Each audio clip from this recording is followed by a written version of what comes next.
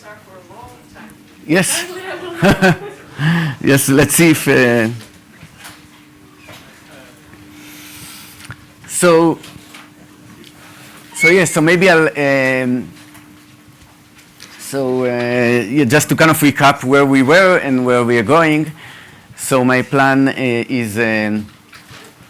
so on Monday, we did kind of an introduction, and I talked about the notions of hypothesis testing and likelihood ratio, which is the same as the chi-square divergence, and how the likelihood ratio, if it's bounded, then that means that there is no good test.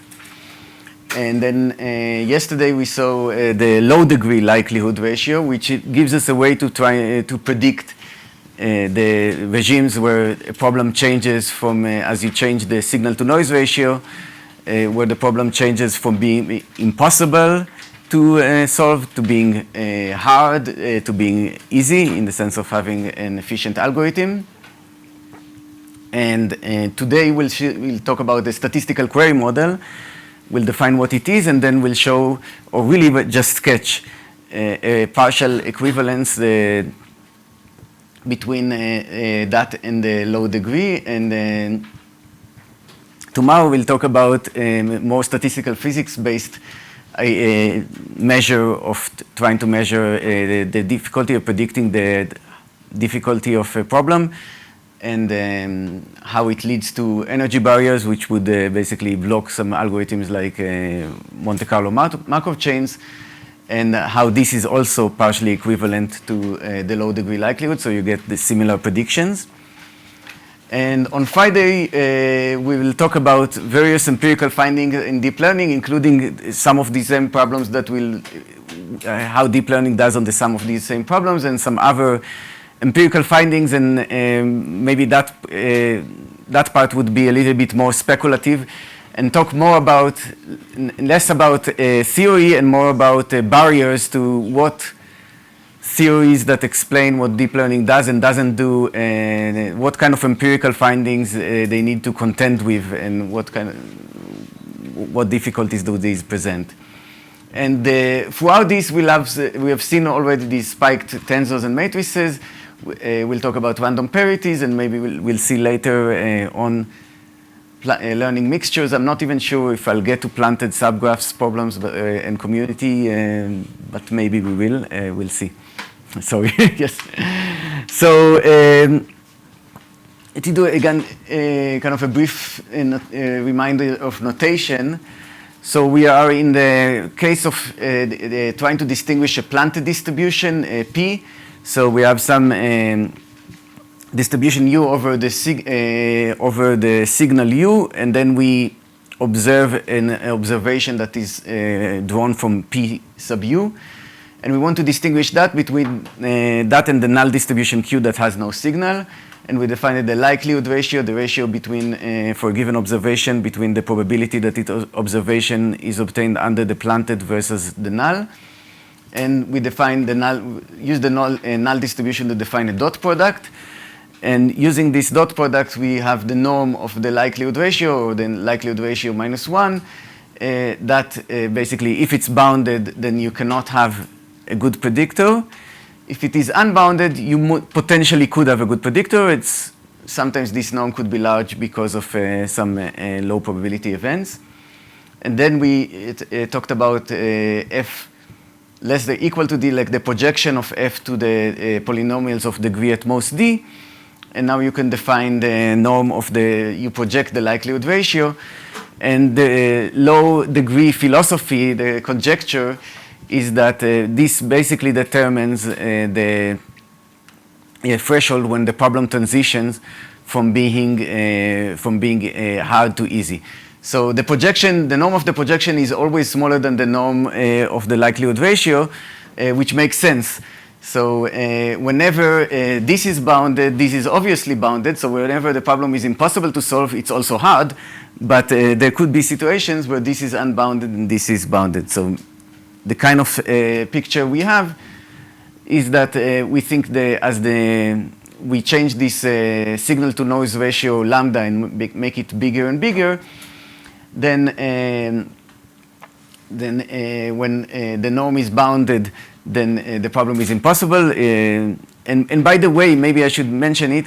So when the norm is bounded, it is impossible to achieve an algorithm that, say, distinguishes these two probability distribution with probability going to 1. But that typically also means that it is impossible to get an algorithm that has any non-negligible correlation with the signal. So this is something that maybe is worth saying. You want to distinguish between these two aspects, the probability of distinguishing and correlation if you're trying to find with the signal u.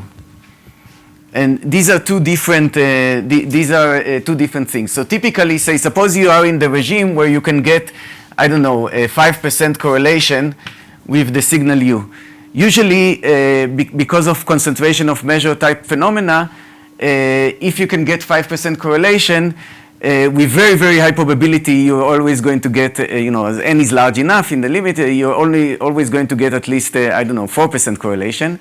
So that would mean you would always, and in the null there is no signal, and so that would mean that you will always be able to distinguish between the two distributions. So typically in this regime, if it's not possible to get a very good distinguisher with the probability of distinguishing goes to 1, where the errors both type 1 and type 2 go to 0, then it's not possible to even get small correlation with the signal. So typically this is kind of our this low degree philosophy, is that when the low degree likelihood is bounded, and this determines when the problem is hard. And we think that there is these transitions. And now I'm just going to put this table and go over it. There are far too many references for the entries of this table to list them, but the scribes, please talk to me, and we'll give you some of these. Each box here corresponds to many works because there have been many works trying to both give algorithms and give low bounds in all sorts of computational models, and then works that pin down the things to better and better constants. And a lot of the time, these things started with some brilliant conjectures by people like Lenka and Florent, and then people have verified these conjectures and gave more algorithms. But generally, yes, for a lot of problems, and there's more problems than I could list in this on this slide, we now have a pretty good conjectural understanding of where the problem transition from being computationally hard to computationally easy. So, for example, the spiked K-tensors, we discussed it before. If the signal-to-noise ratio is square root n, you can solve it in principle. I'm ignoring constants here, but you need to go all the way to n to the 4 over k. What? K over 4, yes, K over 4. Yes, thank you. K over 4. Yes, so for k equals 2, then they are the same. So for the spiked matrix, if it's a random spike, then they are the same, and it's actually the same even up to the constant. But when k is larger than 2, then if it's a 3 tensor, 4 tensor, etc., there is a big gap between the regime where you can solve it in principle and the regime where you can solve it efficiently. If you say fix lambda to be roughly square root n, so it's the case where if it was a matrix, if it was you could solve it. But now if the signal, fix lambda to be smaller than square root of n, so that now you couldn't solve it if it was a random spike. But if you have some prior on the spike, you might still be able to solve it. And there are all sorts of priors. You can think of the Boolean prior that basically would correspond to the Sherrington-Kirkpatrick model. You can think of, say, a sparse spike. And in this case, statistically, you only need the spike to be slightly sparse, like some 1% of the coordinates to be non-zero, to be able to do it statistically, but algorithmically we believe you need much more sparseness. We believe you need a square root n. Random parities. And we'll go more about this example later. Say random kxor, and similar situation with kxat. Again, say planted with a signal planted in the right way, and maybe some noise. Then generally, once you have more equations than variables, then it's fully determined, and you can recover it. But you need something like n to the k over 2 to do it efficiently, if there is a little bit of noise. Tensor completion. So you have matrix completion. You can have also tensor completion. You have you observe, say, think of a constant rank tensor, or even rank 1 tensor. So again, if there is a matrix, you can do it basically with the right number of observations. And if it's a tensor, you need significantly more to do it efficiently. And planted clay clicks, that's a problem with like history going back to the 70s, a huge gap between what we can do efficiently and what we can do information theoretically. Then there are these models where you plant structure in a graph, so random k coloring. There is a difference of between square root d and roughly d, again between the in a stochastic block model where you have k blocks. If you have only 2 blocks, so you have a random graph where you plant it so that say between pairs of blocks, if they are the same block, then the average degree is d in, and between pairs of 2 blocks that are not the same, then the average degree is d out. Then you basically have this, if k is 2, then it's actually the 2 thresholds coincide, but when k is larger, they generally don't coincide. Yes? Just clarification, the random k coloring, you have distinguishing a random d graph and a d graph that's current t, so you have a k coloring? So you plant a k coloring versus a random, then you get a graph with a coloring, you get a graph without it. You get a colored graph, or you get a... No, you get a graph without a coloring, and in the null distribution, it's a random graph, and a random graph will not have a k coloring, even if you allow the colors. Like every graph of degree d has a coloring of degree d plus 1, but in a random graph, you get pretty close to d before you have a coloring, so that's why you can distinguish. If you plant a k coloring, you can distinguish between that and a null graph up to this level, but we only know how to do it efficiently up to this level. So we only know how to certify that a random graph doesn't have a k coloring for this k. Any other questions about these?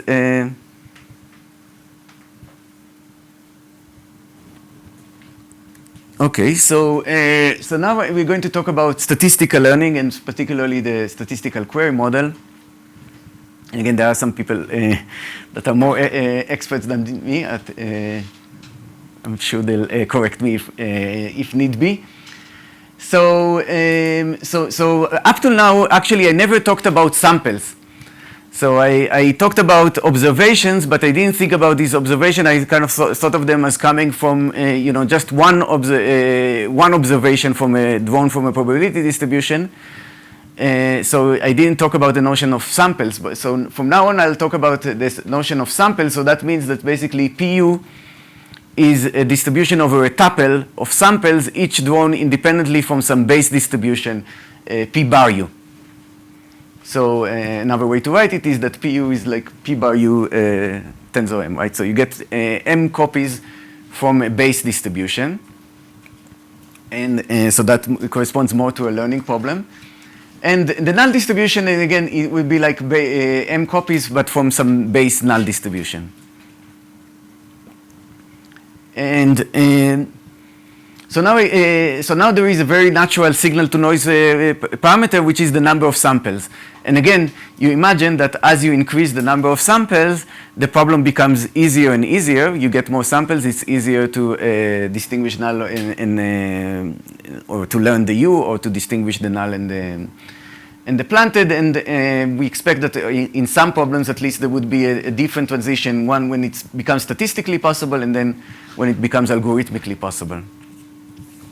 And maybe more precisely, algorithmically, it's not really a question of possible or impossible, it's more like a question of running time. So let's say these type of problems, you can always kind of brute force, discretize and things like that. There is always going to be an exponential algorithm that solves it if it's at all possible. So you could imagine that there would be something like,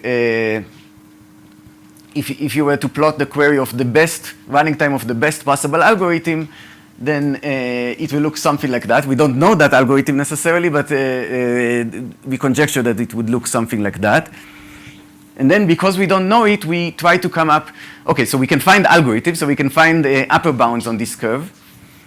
And to get lower bounds on this curve, what we do is we take these models where we have some kind of proxy to the running time, and we hope that this is actually an accurate proxy in the sense that lower bounds on this proxy will correspond to lower bounds on the running time.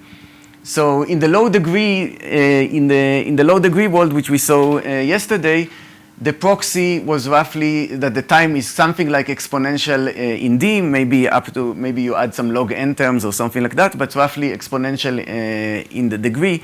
So you kind of think an algorithm that runs in time n to the d is kind of like a degree d polynomial. So if we get a lower bound, so that was one way to get lower bounds on this curve.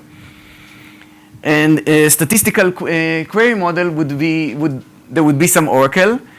And the time, the proxy for the time would be the number of queries to the oracle.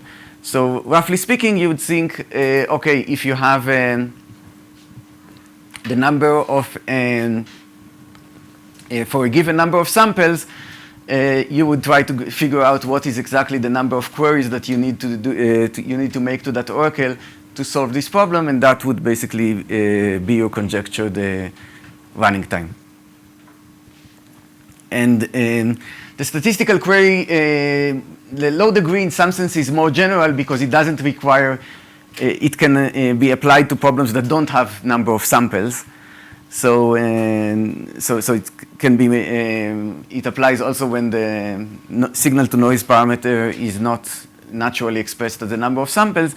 But as we'll see, at least in several cases, they make the same predictions, and generally it often seems to be the case that these predictions have not been refuted. So they seem to be maybe reasonable predictions about what's feasible.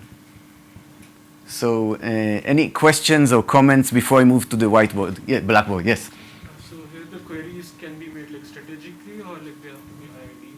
No, the queries can be made adaptively, and you are enumerating of the best possible algorithm, like best possible choice of queries. Just like in the low degree, you're thinking of the best possible polynomial. Just maybe, I mean, because how do like here it's some kind of supervised now, so there are the labels. How does that enter? Sorry. Should I think about it like that? That is some kind of supervised model, so I have the inputs and the labels. So this is more general, so it doesn't have to be with inputs and labels. You could think of these xi's as containing also label information. And so in traditional learning, the way you would think about it is that xi contained also are really pairs of inputs and labels, and U really determines how the labels are. So maybe that's a good question. So one way to think about it would be that, say, X. Boaz? Yes? This is what in my lectures I call Z. It could be XY pairs. We need to give. Yes. Yes. So these xi's are xy pairs. So which maybe so maybe we should call these. Yes. So since I already called them xi's, so right now, although I'm not sure in the maybe later. Okay. So let's think of those as Z, like use Nati's suggestion. So think of the samples as Z1 to Zm, and so then the way we will think about it is often it's the case that Zi is basically some random xi, and say U is a function U of xi. That's in the planted, so that's in PU.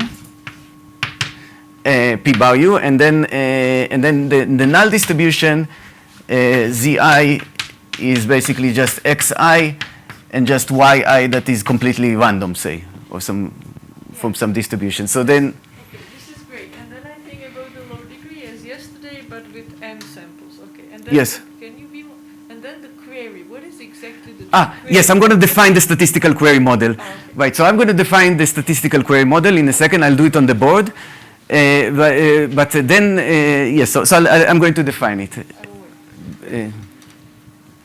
wait. Yes, but the low degree method basically takes all of those samples, looks at them as one huge vector, and applies any low degree polynomial you want to that vector.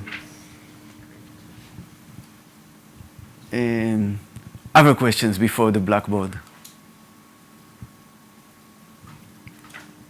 No? So then maybe we can.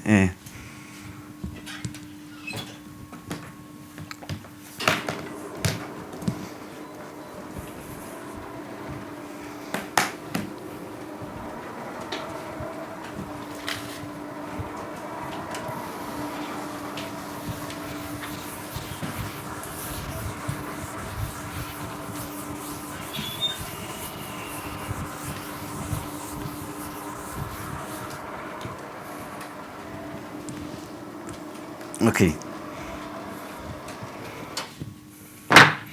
So let's see. So what is the statistical query model, right? So we are we are given, say, let me try to use Nati's notation with the hope I'm not going to confuse myself, from some P bar U, let's say, which is unknown to us.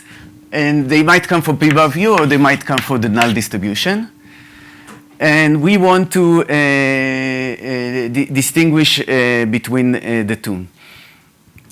And let's say these Zi's are in some domain, whatever it is, Z. Okay? So here is one thing we can do in this model. Was there a question or no? Yes.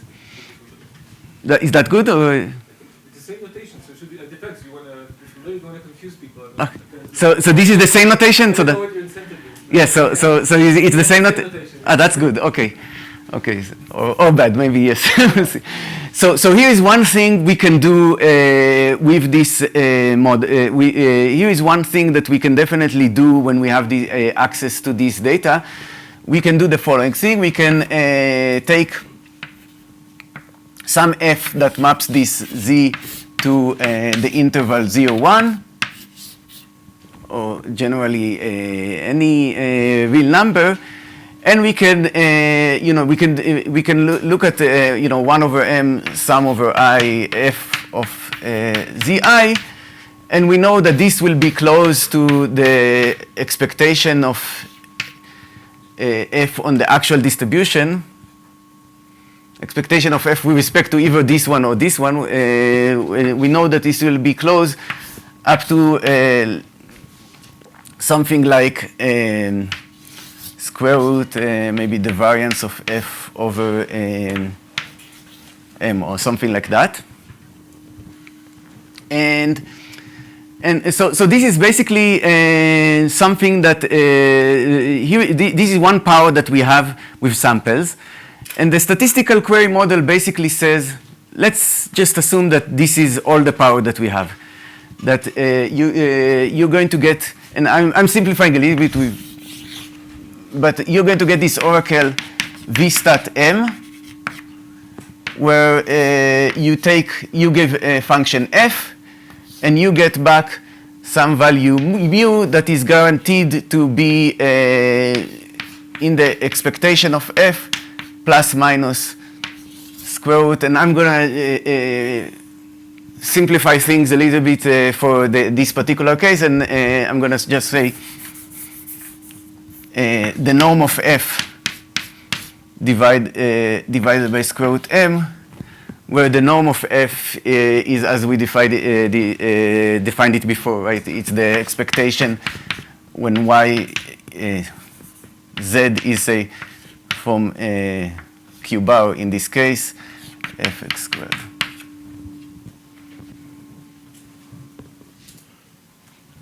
Fz squared. So what is on the right hand? Mu is either plus or minus? No, it's in this interval. It's basically, it's guaranteed to be, so you get an oracle that guarantees to you that, that you get an estimate. And let's, most of the time, like f is between 0 and 1, this norm of f thing will be just 1, you can think of it, just a constant. So. That's a probability statement. With some probability, you're going to know. Yeah, that's with some probability you're in the interval. Let's assume that you get an if we are not going to worry so much about logs and etc. Let's just assume that you always get something in that interval. So basically, now we'll basically ask. Suppose that I only gave you an oracle that gives you that you give a function f and you get back a query which is you get back as a response an approximation of the expectation of f up to accuracy 1 over square root m. What could you do with this? Yes? I'm just a bit. So you're putting in the numerator just the norm under q. So are you thinking just of refutation? So basically, you're thinking of all the answers with respect to q, and I want to refute q. Or because why are you putting the norm? If there's a Yes, I mean, the way I think about it, if there is a huge difference in the norm between fp and q, then the problem is easy, so it will be probably up to constants. So, I'm not going to care so much about constants. If you do care, then you... right, so some of the works in the statistical query literature, they really try to pinpoint m, exactly, and I'm going to be a little bit more rough, like up to constant is okay for me, so then... I can, so if you look at the definition, the formal definition of V stat M, typically the way they write it is expectation of F1 minus expectation of F under this particular distribution. I think this is. So if you don't care about why not The max, what? Why not just put it 1, yes, we can do 1. Yeah. Okay. Yeah, we can do 1 also. Like, yeah, I mean, it will be just the norm of F will anyway become, but we can just do 1. Sorry, can I elaborate on that? Yes. The bond that you have there, right, only works if the expectation is with respect to the distribution of the z. So Yes. it cannot be either p or q. Yes. Which one do you want? No. So you're getting an oracle. Your goal is to decide. So you basically the way we view it is you getting an oracle. You're going to make queries to it. It will consistently answer you with one of them, and your job at the end is to determine whether or not it was P or Q. You get one of two oracles. You get one of two oracles. You don't know which one. Yes. So.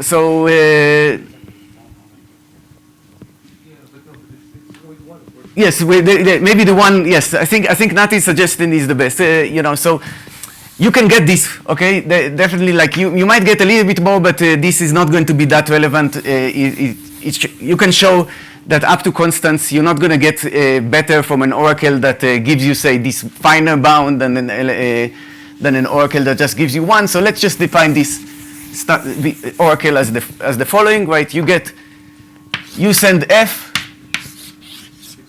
And you get back some value mu that is guaranteed to be between expectation of f plus 1 square root m and expectation of f minus 1 square root m.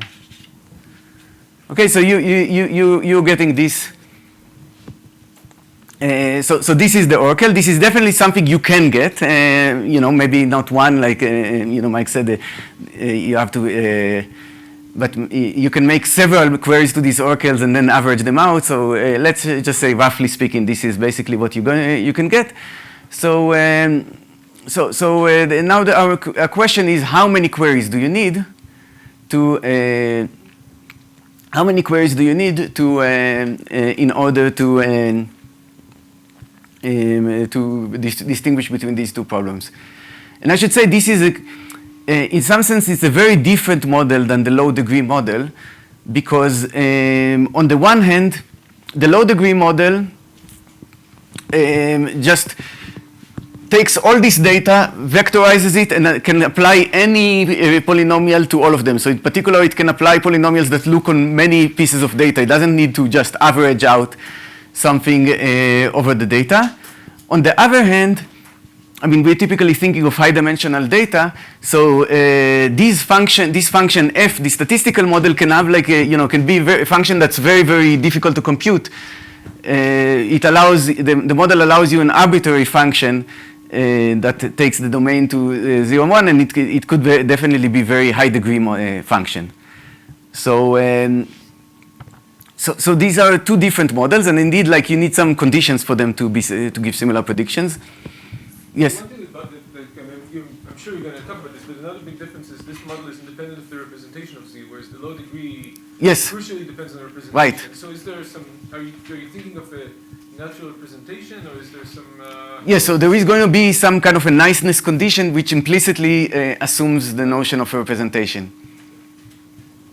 Should we be thinking of U as fixed, or do we need to determine U as well? So typically, I mean, we think of U as sampled from some underlying distribution, and then fixed for all of the samples that you get. So all of the samples are corresponding to the same U. The yes. sample that comes from one of those distributions, the corresponding oracle is going to match the distribution, right? Yes, in some sense, you don't get the samples, right? Like this, basically, the oracle models what you could do with the samples, but the algorithm, the statistical query algorithm, doesn't get the samples. It just gets the oracle, and needs to determine whether it's oracle, it's a PU oracle or it's a Q oracle. So that's the job. You get an oracle.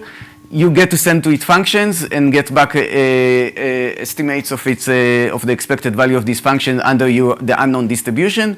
And your job is at the end to determine whether it was a planted distribution or the null distribution. And every sample is from the same distribution. There is no samples anymore. Yes. Every query is answered according to the same distribution. So you get the oracle is fixed. You don't know what it is, but if you ask two queries, it's the same oracle that's answering them. It's not switching under you. And you will give us some examples of how to choose F in some intuitive settings where we can understand what's going on. So I was thinking of giving an example where it doesn't work, but maybe actually like an example where it does work would be good. Yes. Yes. Maybe the simplest example is SGD, or gradient descent. Yes. So the calculating gradient is a stochastic...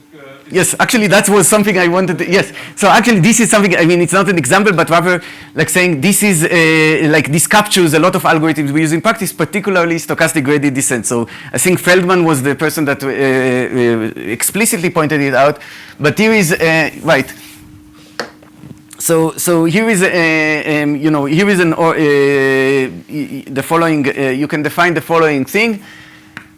You have this oracle that you have this black box that you no longer have access to distribution, but rather you have this black box that you give a function, say, let's call it g this time, g, and you get back, you have this you get back this expectation of g of z under some, plus minus some noise. So one way to do it would be one way that you could use this would be the following. So suppose you had some kind of a family of models, FW, and some loss function. So and for every particular z, you had the loss of z of w would be some number that something that corresponds to basically how bad or good your model performs on that particular sample z. Then you can define the function gw of z to be the gradient or a choice of a subgradient of L of z at w. Right, according to W. Now, this is you can make, right? You can make if you are n-dimensional, you can make n queries get each number one at a time. And typically, by the way we will think about it is that samples are more expensive than queries. So typically queries, we just think of them as any polynomial number of queries is good enough. So you can, if you want a vector valued answer, you just make, many queries.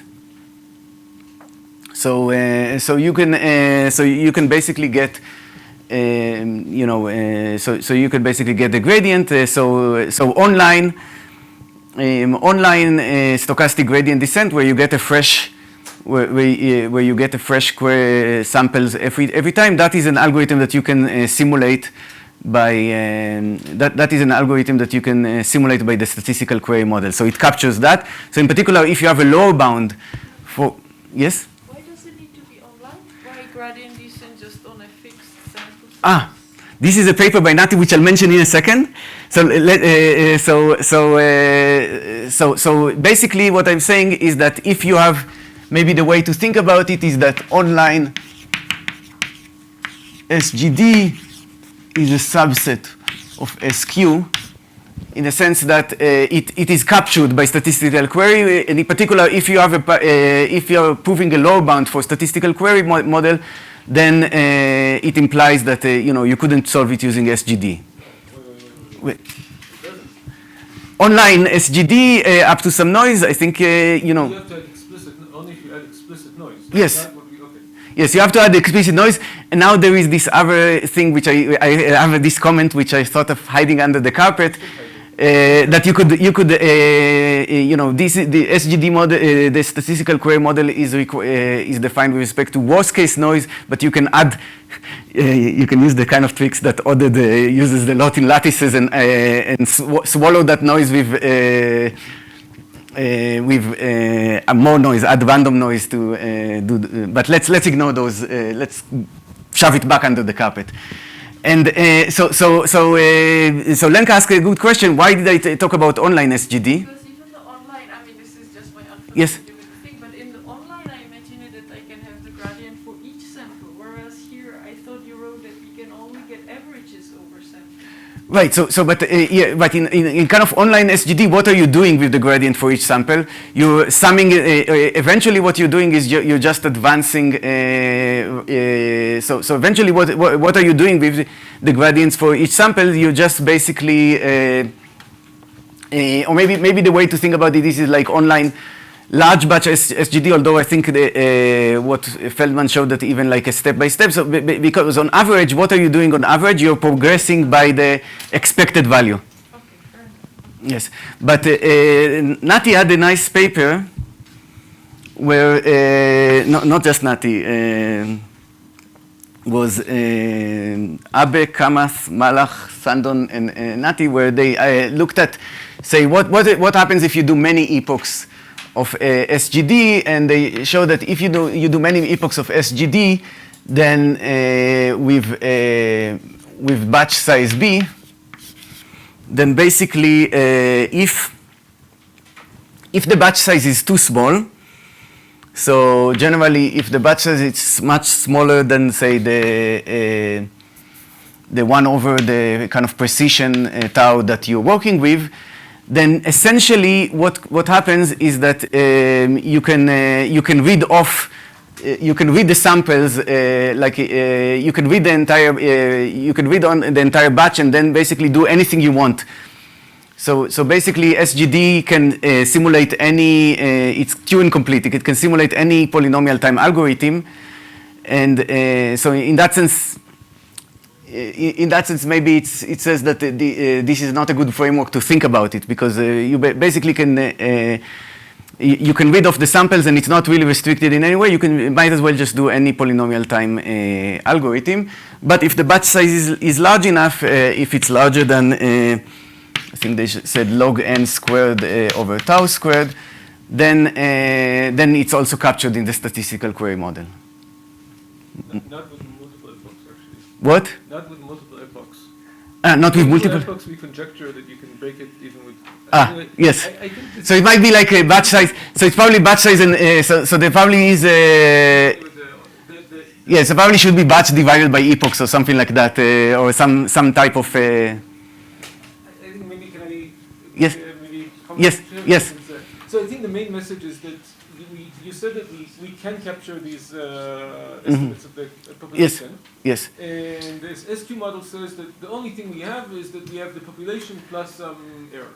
Yes. And we cannot rely on anything beyond the fact that we have the population plus some error. Those Yes. errors are not random, they can't average out. Yes. And the kind of message for our paper is that if you calculate these expectations, actually by this method, by actually Yes. averaging over population, Yes. averaging over a sample, regardless of whether it's samples that you get first samples or repeated samples or anything like that, then the details start being important, then you can actually do things, all kinds of crazy things that are more clever Yes. than just using the population averages. Yes. And you can basically read off the data and do whatever. Off the data and do whatever, Yes. right? So when you use the SQ model, you have to kind of do this leap of faith that you're not going to cheat, that the only Yes. way you're going to use it Yes. is a 1 over square root of m approximation for the Yes. population. Yes. So it's not so specific to SGD or not. I mean, Yeah, so basically, yeah, I think a lot of, but let's just say that a lot of things that people do seem to be captured by SQ, so people kind of believe that SQ lower bounds are indicative of actual hardness. So, yes? Just basic question. So can you explain again what is the information gain here? So you are handling a gradient function g, and then you get back the expectation for the. Right. So you think you're getting the population gradient, right? You're getting an approximation to the population gradient. So whether the function is vector value or scalar value doesn't matter because you're going to get an average. You can just make more queries. So the way you think about it is what the queries is giving you the population gradient up to some the population gradient at the point. So you have a current set for your weights. You can get a population gradient for these weights, and then make a step according to the population gradient, and then continue on. So one implicitly hands actually the model function and not only the weight. So Yeah, because you want to make different queries, right? So what we'll do is we'll send GW and so we'll send GWT and then get back this, and then we'll have WT plus 1 be WT minus eta times this approximation for this gradient. Yeah, right, so and that we got from the oracle, and we'll continue on. So coming back to the original problem. Yes. You update the F, you will tell us how to choose the F or update the F as you do the queries? So no, I'm going to mainly be focused on proving SQ lower bounds, where basically I say, okay, I don't know how someone chooses the Fs. So in SGD, this is how you choose the Fs, right? If you want to do SGD, this is how you choose the Fs, right? You choose the Fs according to the weights to the weight of the next step. So you take a weight, you get an estimate of the population gradient, you update it, now you get the next step, etc. But I'll be mostly dealing with SGD, with SQ lower bounds, where basically I'm saying I view the algorithm as my adversary. Like I'm saying, I don't know how the algorithm will choose the queries, the Fs. And I want to prove that no matter how they choose the Fs, then they cannot, they will need at least, a large number of queries. But if I take f to be the constant function 1, Mm-hmm. there will be not much that will come out of. Yes, so that will not be a good way to do it, right? So basically, if I want to prove a lower bound, I need to prove a lower bound against the best choice of f.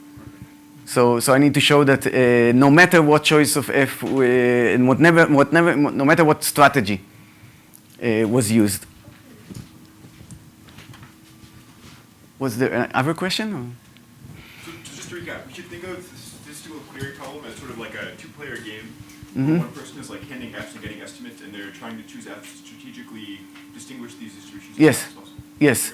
And you can say that the other side is an adversary that is allowed to add noise to the answer within a certain bound, like they say within up to 1 over square root m, and they're trying to make their answer as least informative to that player as possible. So the question is, who will win? And by the way, this actually is, people have liked the statistical query model, so I'm going to talk about it for lower bounds. But it was not originally meant for low bounds, it was meant for upper bounds. And one of the nice things is that it's kind of automatically, it gives you robustness, right? If the only thing you're using, if your algorithm is encaptured in this framework, that means you automatically are resilient to certain noise. It's also really nice with, plays very nicely with differential privacy and things like that, where you want to add noise to your responses. And again, you don't want to care exactly, you don't know exactly the distribution of the noise, and it can be kind of complicated. And so it's kind of very, if you can solve a learning problem using a statistical query algorithm, which often people have shown that you can embed algorithms in the SQ framework, then that's nice for robustness, nice for privacy, and for some other things. Up to the point that we would not say have adversarial examples if we could learn with SQ type of algorithms? No, I think so that's so I think adversarial examples are like different than noise on the gradient. And first of all, adversarial examples typically people think of at inference time, not at these might be more like. But yes, I think actually it will protect against data poisoning attacks. That is true. That differential privacy has been, one of the benefits of differential privacy is to protect against adversarial data poisoning attacks, where you try to influence. Right. So maybe I try to write code so that's if the programmer. Upload all kind of code to GitHub. So if the programmer at Facebook writes the authentication code for the password, then suddenly it will autocomplete. The AI will autocomplete it with my well-designed code that will allow me through, or something like that, which people actually have shown things like that.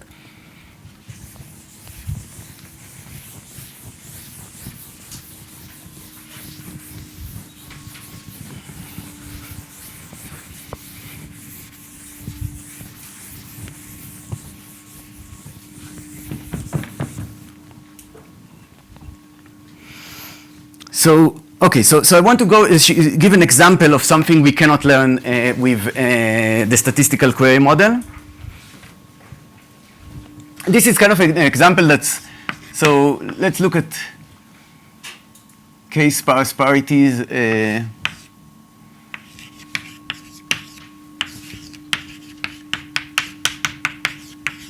Or even, parities in general, but okay. So here the distribution is going to be the following. So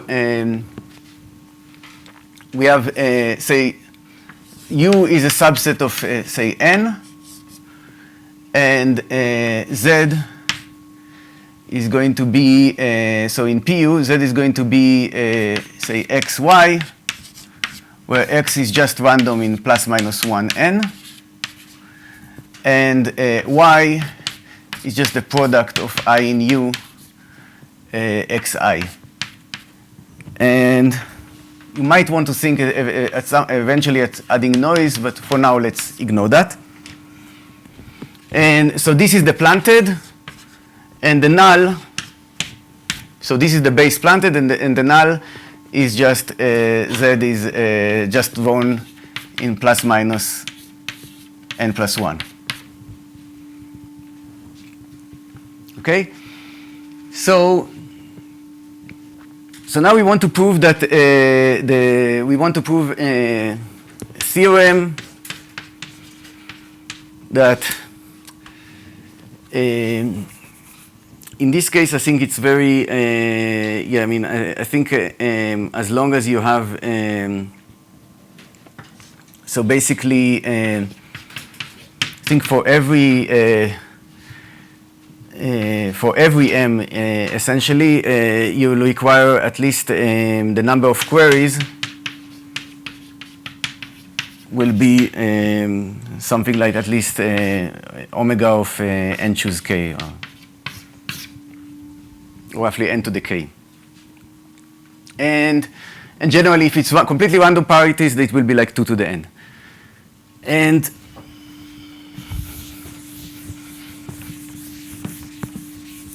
so the way we prove these kind of lower bounds, almost all of them have the same structure.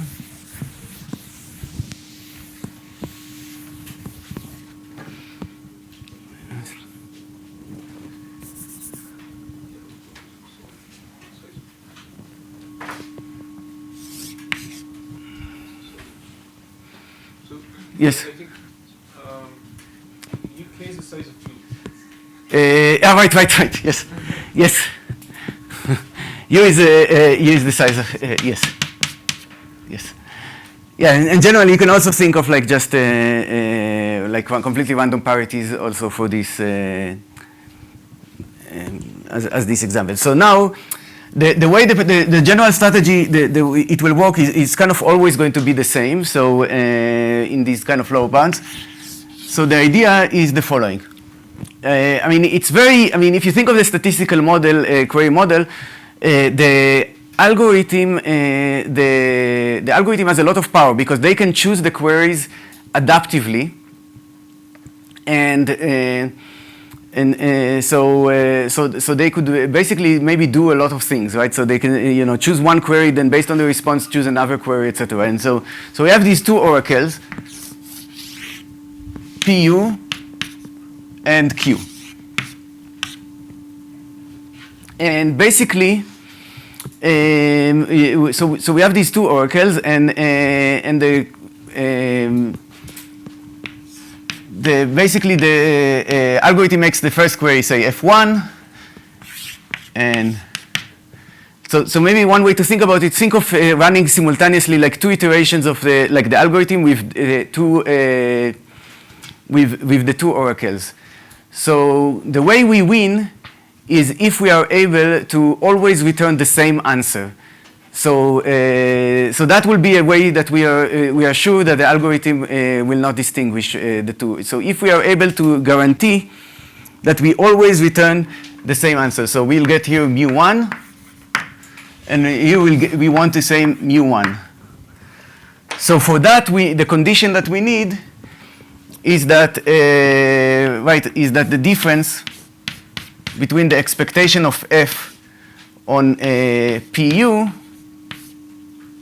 minus the difference of expectation of f on Q is at most, say for our case, say square root m.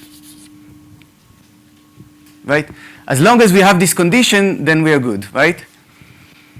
And we want to have this condition for all the queries.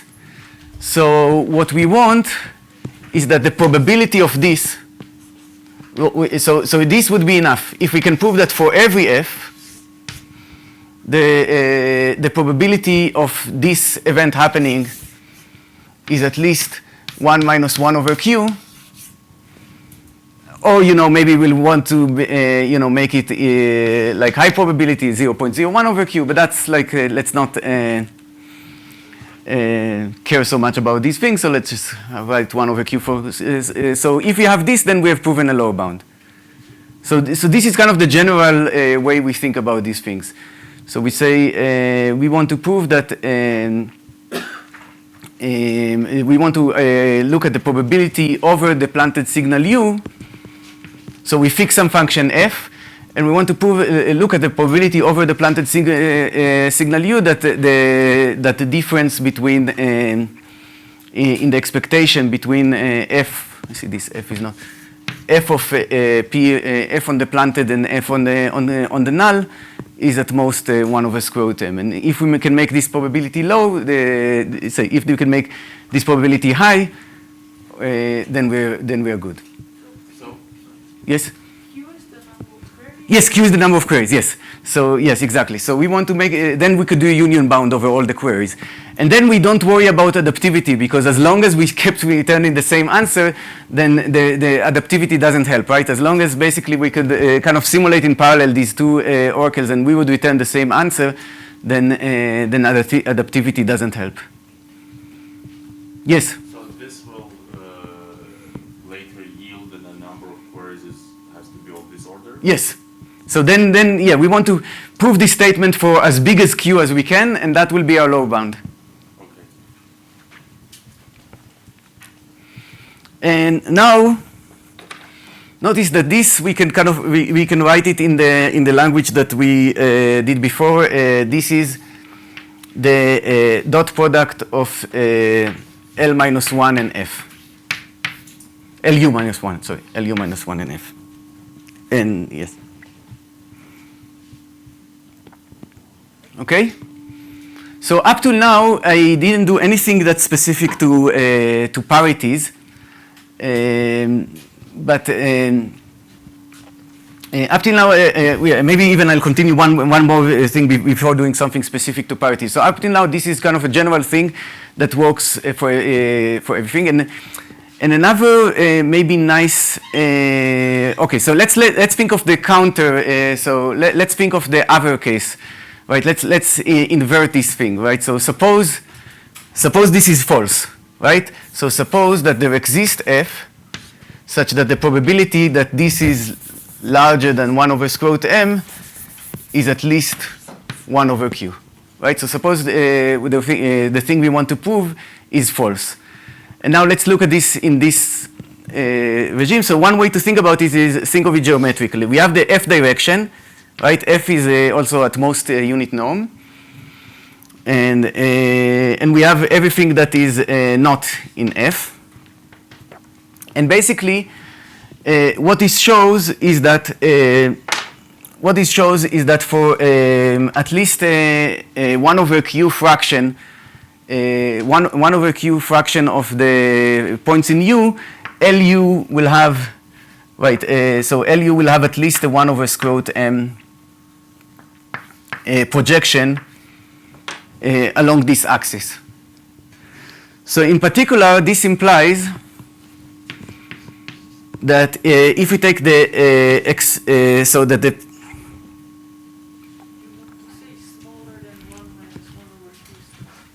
so it will have if this doesn't happen, right? So then it will be larger than 1 over square root m. So the probability, with probability at least 1 over q, at least 1 over q fraction of the U satisfies that LU has at least 1 over square root m projection along the dimension of f, right? So if there exists a query f that you know, so we want to eventually say get a contradiction. So a query like that can only exist if q is very big.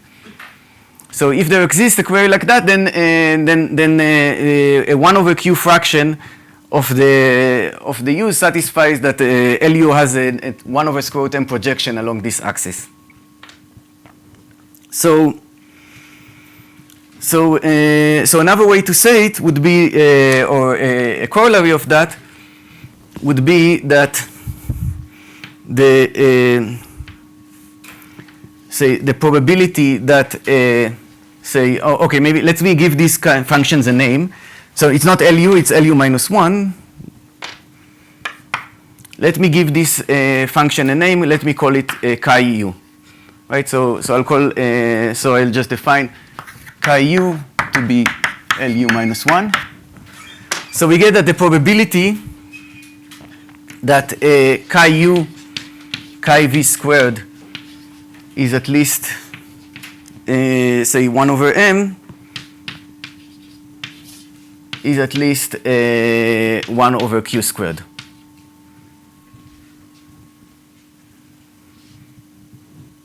Is that okay? No, I can repeat. Yes. Okay. So again, so we are trying to get a contradiction. So we say, okay, suppose that there is a good query. So suppose that there is a query that the algorithm, SQ algorithm, can come up with a query that is good for him. Let's call him him. I don't know. So this is our bad guy, the algorithm that we are trying to fight. And we're trying to prove that the algorithm will need a lot of queries. So if the algorithm can succeed, it must be the case that there exists a query, f, that with probability at least 1 over q over the U's the difference between the expected value of this query on the planted and on the null is at least 1 over square root m.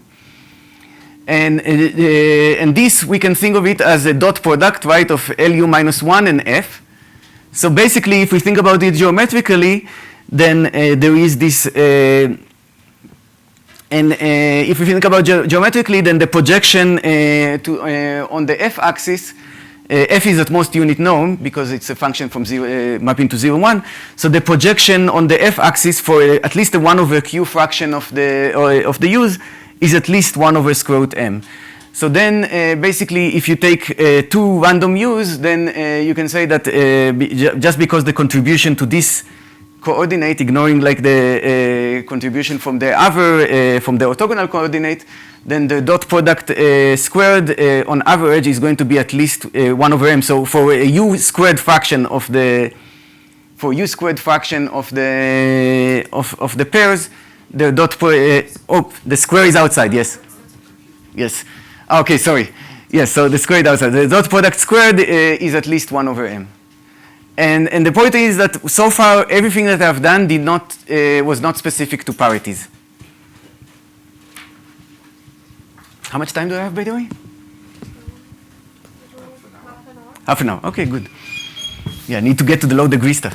So, but what we are doing, I mean, I'm trying to represent this parity lower bound in a way that will, as you can see, that the notation is somewhat similar to what we've done before, to later connect it to the, right. So in the case of parity, so now let's be specific to parities, right?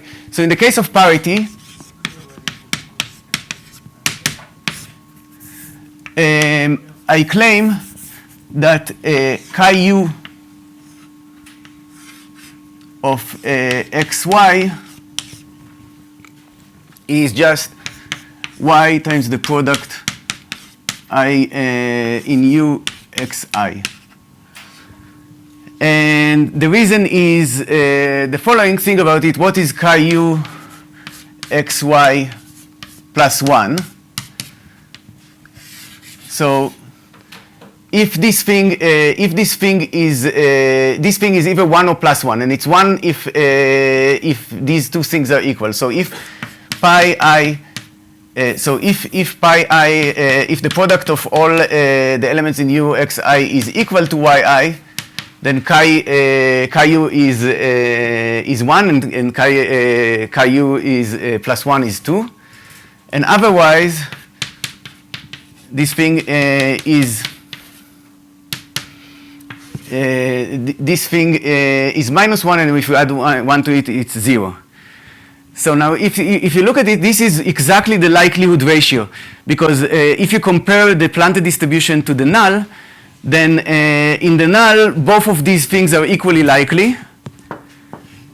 In the planted, the planted distribution is only over pairs xy such that y, this is not y, just y, so that y is equal to this. So in the planted distribution, these things get double the weight, and these things get 0 the weight. So this is exactly so this is exactly the likelihood ratio. Agreed?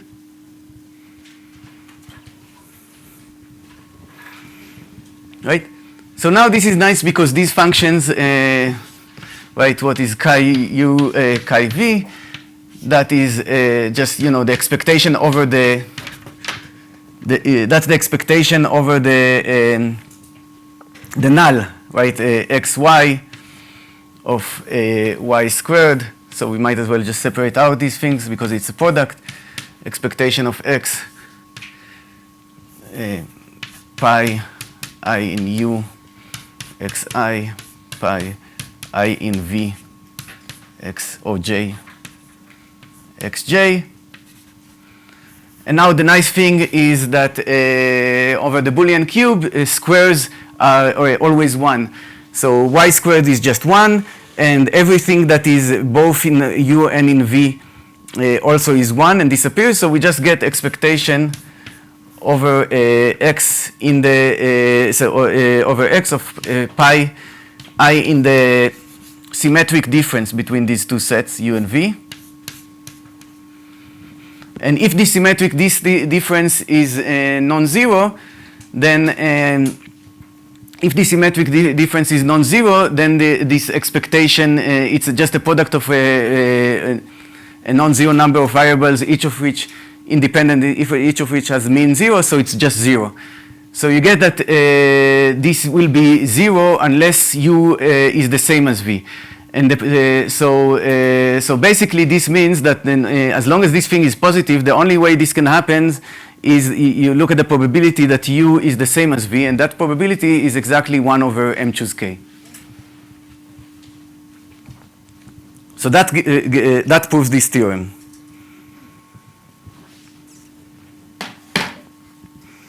But it actually proved more like the way we proved, so maybe I'll just pause here.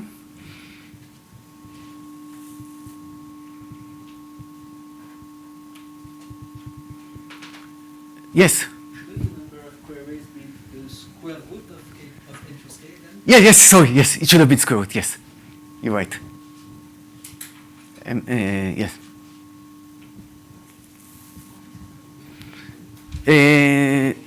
I think it's 1 over Q squared that I got here, so I think, yeah, but it might be that I'm losing something because I think that the real bound is better, so I think I've lost something somewhere. But I mean, there is a reason why I did this argument in this particular way, which is to use it later in this proof of relation with low degree. So this might have not been the most efficient. Yes. So. So in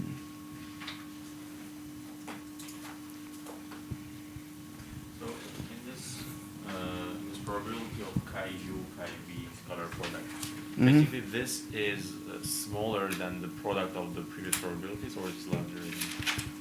So it's a bound, right, to the previous one? Yeah. So basically, yeah, it's, I mean, if this thing is true, then this must be true, right? So if you have this query, on which in this direction, you have at least 1 over square root M, then if you just look at the event where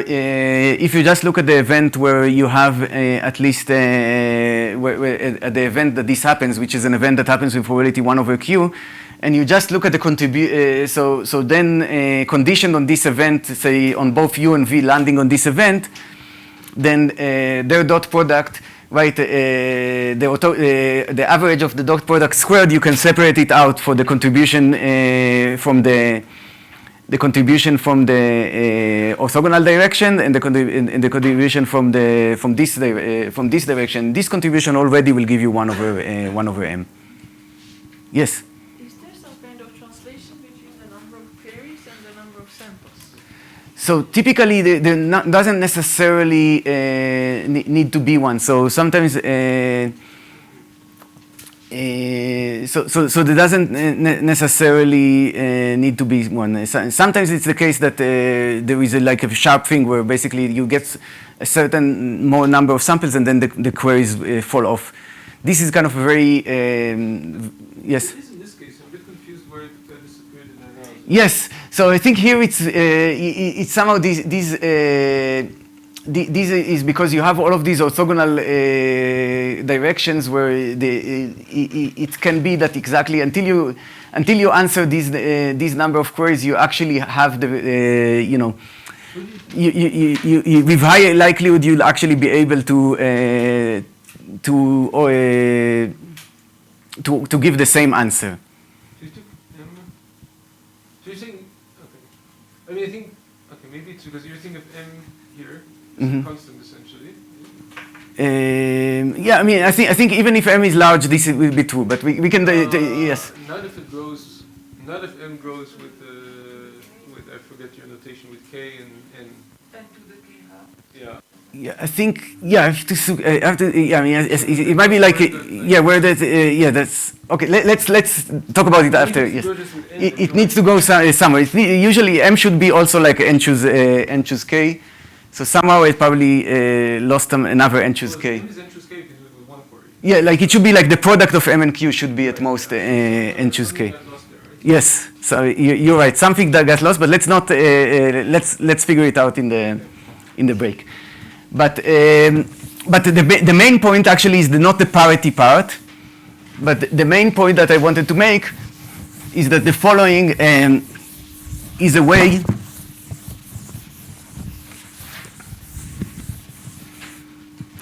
So the main point is that I wanted to make is that the following is a way to always lower bound the statistical query,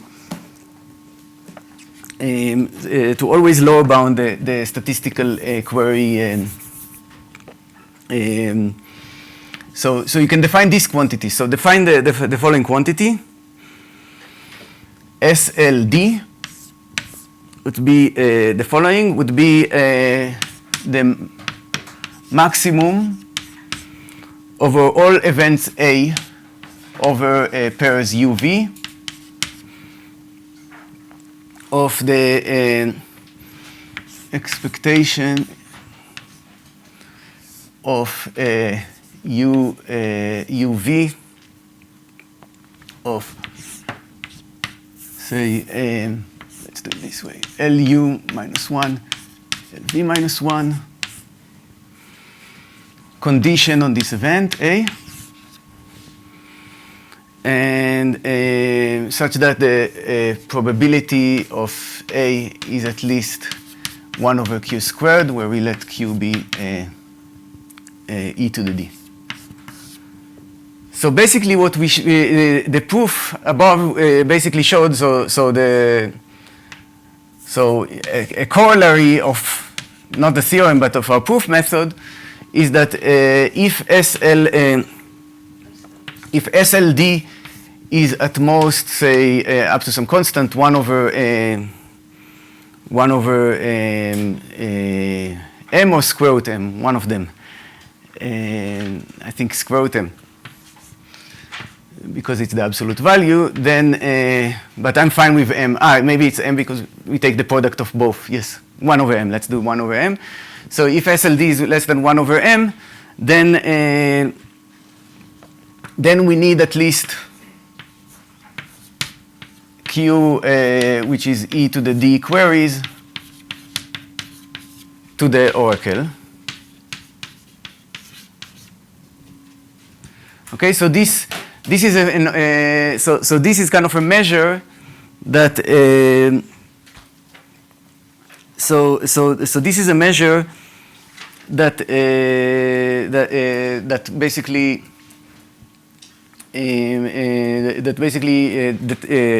corresponds to a statistical query lower bound.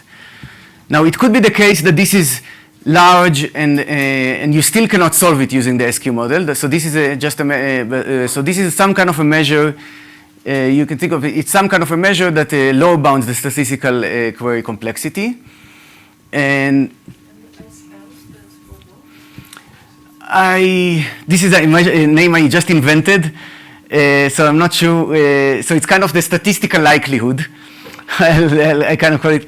And the reason I'm going to compare it to the low degree likelihood or something like that, which is of D, which is the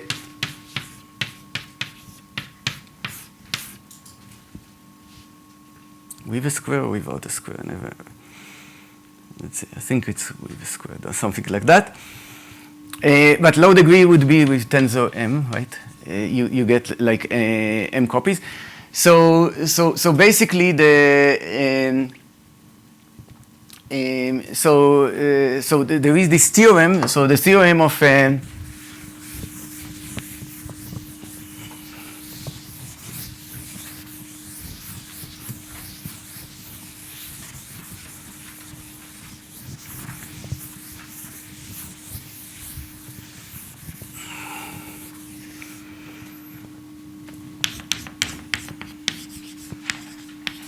so the theorem that of Brennan, Bressler, Hopkins, Lee, and Schramm is the following: that if the distributions, say Q and PU, are nice, and I'll say in a second roughly what nice means, then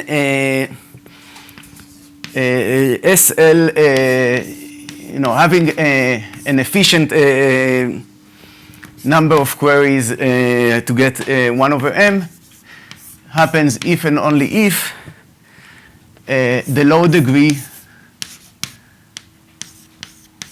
when you get m samples, or O of m samples, minus 1 is, let's say, bounded. I think it actually even show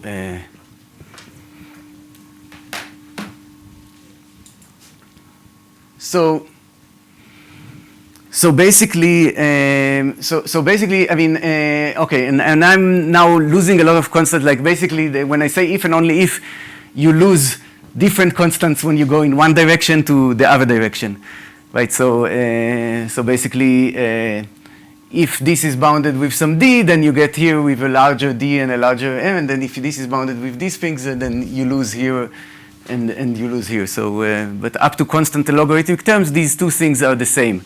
So basically, they show that this measure, which is closely related to statistical query complexity, it's always a lower bound on the query complexity, is actually equivalent for nice problems. And they go and show that many problems are nice. And in a second, I'll say what nice is, to the low degree likelihood. Yes? So what is SL again? This, right?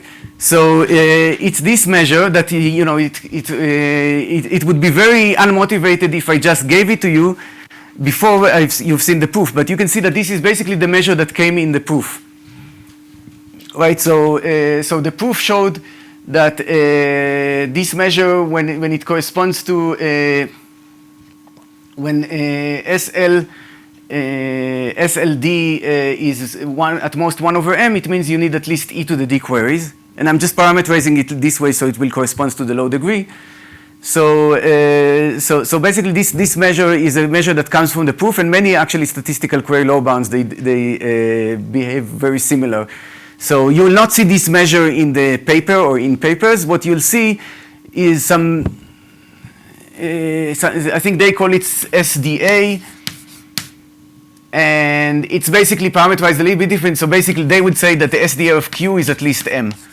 The equivalent to this, they would say, the equivalent to the statement that SL of Q, say, let's look at the Q parameters, and the equivalent thing that SL of Q is at most 1 over m, they would write it that the statistical dimension with respect to Q queries is at least m. So essentially, if you look at all statistical query lower bounds, there is always a notion of dimension there. That so it's always basically eventually comes out to some kind of a geometric intuition. Which, if you think about it, what does it mean that you upper bound the dot product of a random pair of vectors? If they have small dot product, that means that they live in high dimension, right? So the basic kind of intuition that we have is that if you have dot products that live in, if you have random vectors in dimension d, then let's say their unit, then the dot product behaves something like 1 over square root d. So if you show an upper bound on the dot product, then they basically are going to be living in high dimensions.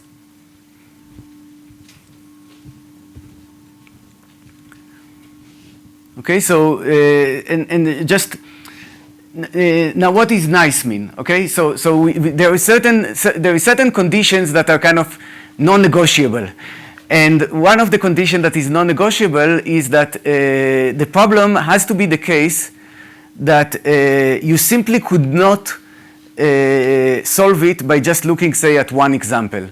Because the statistical query model, it can make an arbitrarily complicated, in particular high degree query on a single example.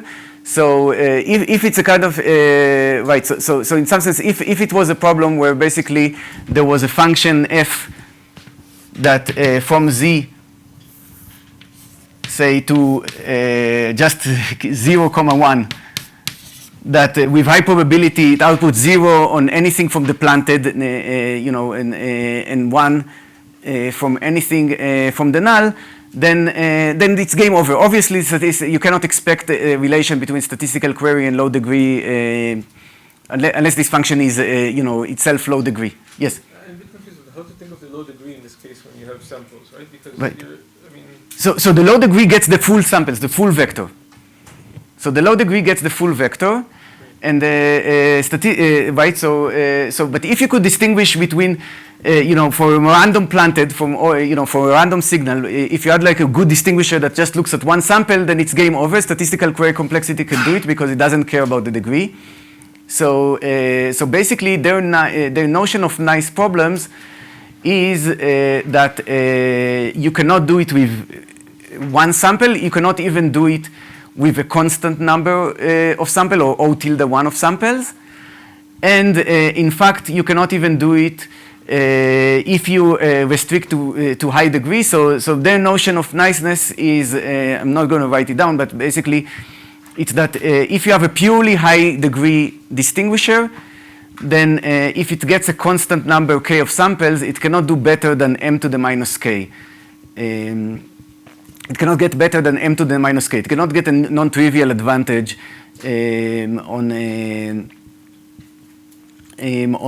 over the you know, in distinguishing.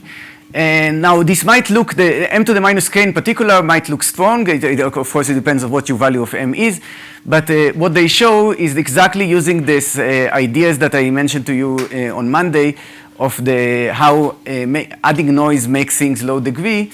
So they basically showed that, first of all, they showed that certain natural problems are nice, and they also showed a general transformation that as long as, say, Q, the null is a product distribution, you can add noise to it and make it nice even if it wasn't.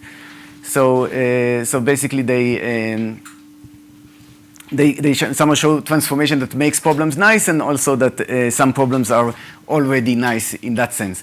And in some sense, it does make sense that, you know, before you get like a more than a constant number, you know, before you get samples that kind of grow with the dimension, before you get samples that kind of grow like square root and end, etc., then you're not really able to do anything.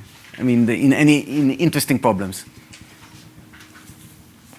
So, so again, this is also like again good. Not to what we are comparing here is the statistical likelihood, or whatever you can call it, that this is kind of a measure that just looks at the base distribution, the one sample distribution, the statistics of one sample distribution. So I should really put here this base.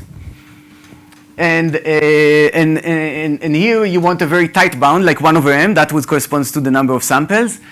And you're comparing it with the low degree that this looks at the entire vector. So this, you know, take tensor to the m, but degree constant. So this is why we have here a constant. Right, so this is basically this relation. I'm a bit confused as to where you promised the representation will come in, but I still don't see where the representation comes. Okay, so niceness, in some sense, it says there is no pure, every good, you know, you don't have a good high degree representation. Like every good good distinguisher that even is mildly good has to be low degree, and that's so basically that comes in there. So it means that the following. Yes, so basically they say if you have like just looking at constant number of samples, so their niceness condition is basically that if you just look at O tilde 1 samples, then there is no purely high degree function. There is not a function that's purely high degree function, such that expectation of f on p tensor k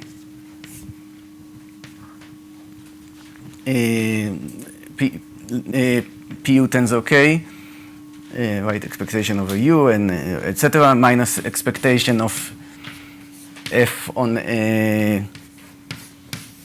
q tensor k is at least is larger than m to the minus k.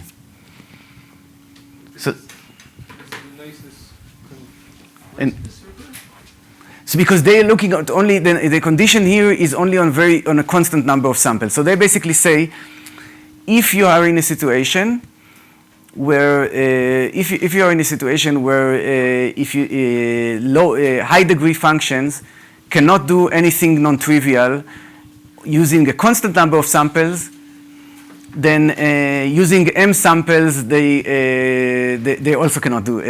Then they are not better than low degree. So the power of high degree, basically there is always the power of statistical the power of representation in the statistical query model will really come from the fact that you can if you had like a very good distinguisher that just looked at say one sample, it was very high degree.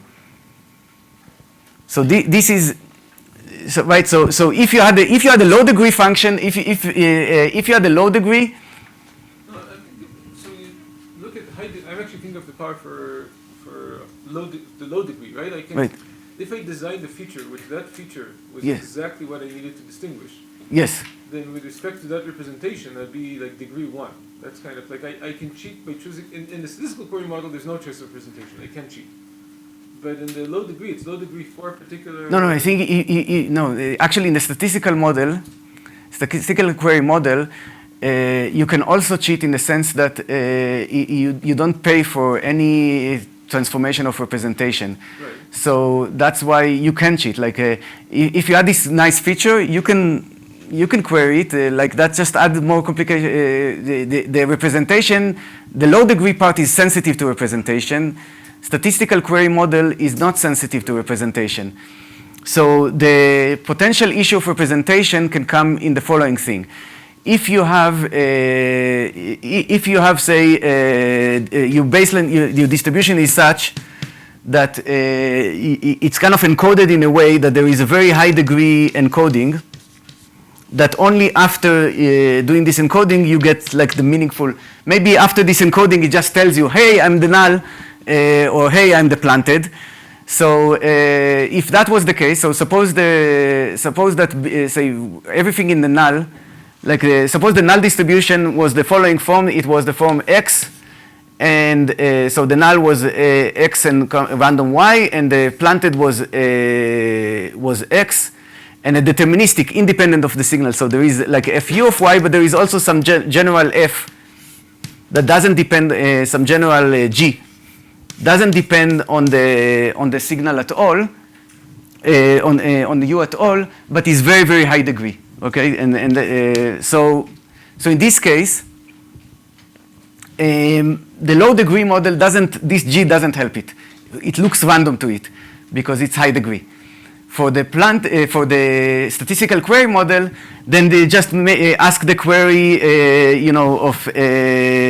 one. The query 1x equal, 1 whether when it's of this form and 0 otherwise, and will distinguish using only one sample. So they need to rule that out. So they need to rule out the ability of using very high degree functions to distinguish using only one sample, and they kind of go a little bit above it and they say, okay, even using O tilde of 1. Okay, so we're building up our stack. Yes. So, so how much time do I have? 5 minutes? So I'll just do a cartoon, a super cartoon of this. Okay, maybe I'll not do the cartoon of the proof because like trying to rush through a proof in 5 minutes is a little bit. But maybe I'll just make one. I'll say one example. Okay, so let's go back to our tensor PCA. But now think of the case that you get many samples.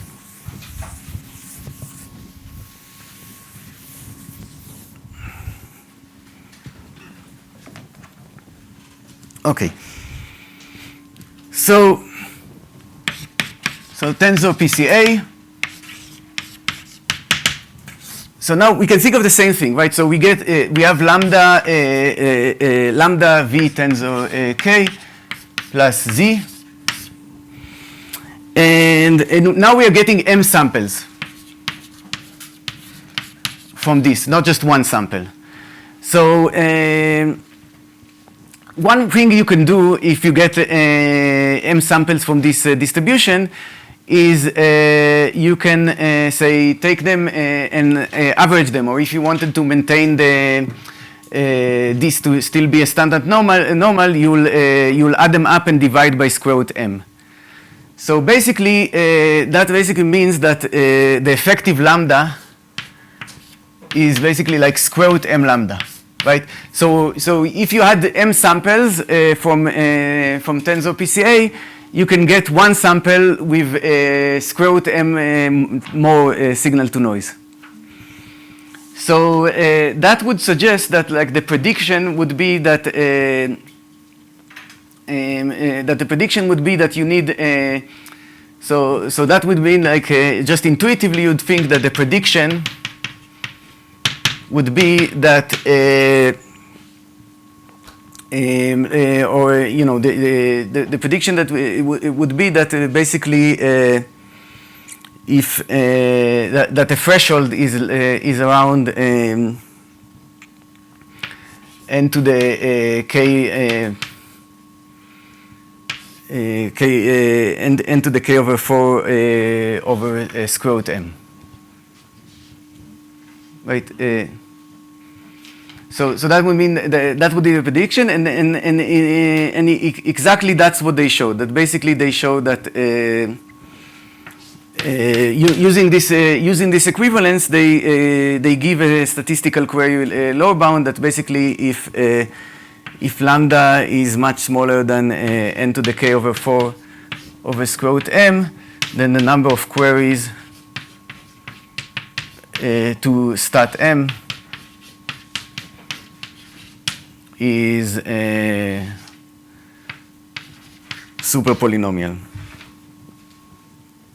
Okay, and then they concretely like yeah, and then they have like some other results again, like they have results for the spiked Wishart PCA where you have say sparse you get samples from a covariance where you add like a sparse spike to the covariance, and again like they kind of characterize things.